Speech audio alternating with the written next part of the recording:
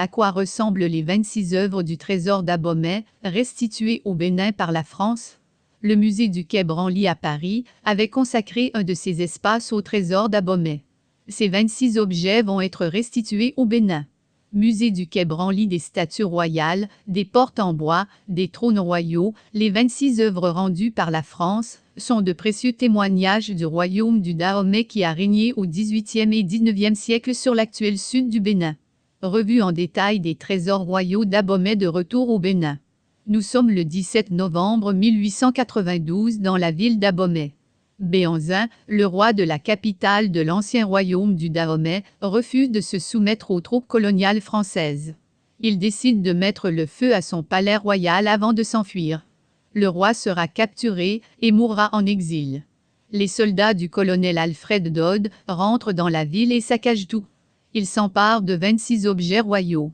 Butin de guerre, le colonel ramène ses œuvres à Paris. Alfred Amédée Dodd décide de donner cette collection de 26 pièces au musée d'ethnographie du Trocadéro. Elle prend alors le nom de trésor de Béhanzin, nom du roi refusant la main mi-coloniale sur son royaume. Cette photo de 1934 montre les trônes royaux au palais du roi Glélé, Bénin, /François Steinwetz / musée du Quai Branly. Les œuvres royales d'Abomey ont été exposées en France dès leur arrivée au musée d'ethnographie du Trocadéro en 1893, puis en 1895. En 1937, à l'ouverture du musée de l'Homme, certaines sont exposées dans des vitrines.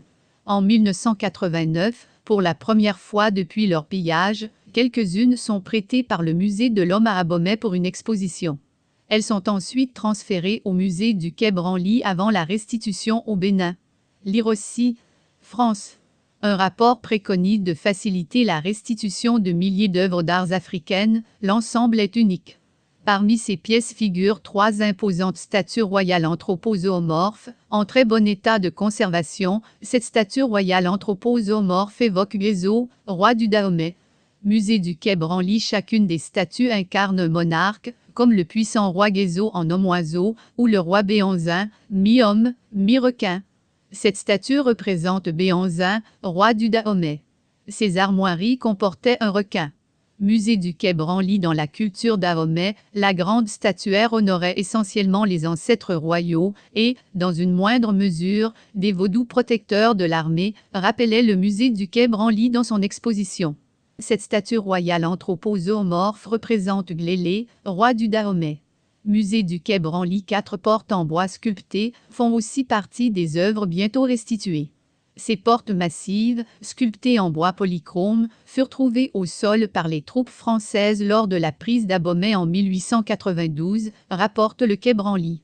Les différents panneaux conservés furent sculptés sous le règne du roi Glélé, 10e roi d'Abomey, par l'artiste Sosa Dodd.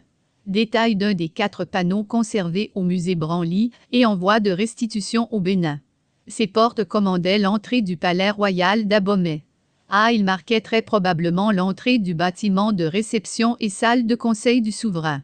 Ces portes massives, sculptées en bois polychrome, furent sculptées sous le règne du roi Glélé, 10e roi d'Abomey, par l'artiste Sosa Dodd.